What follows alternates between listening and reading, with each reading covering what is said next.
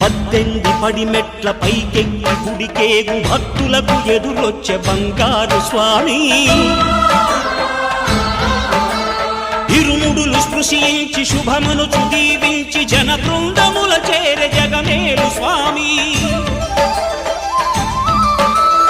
తన భక్తులనరిల్చు తప్పులకు తడబడి ఒక పక్క ఒరిగెన ఓంకారమూర్తి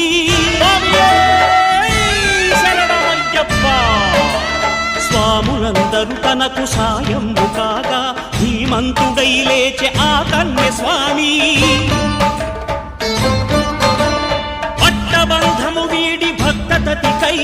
పరుగు పరుగున వచ్చే భూమిపైకి నరుడై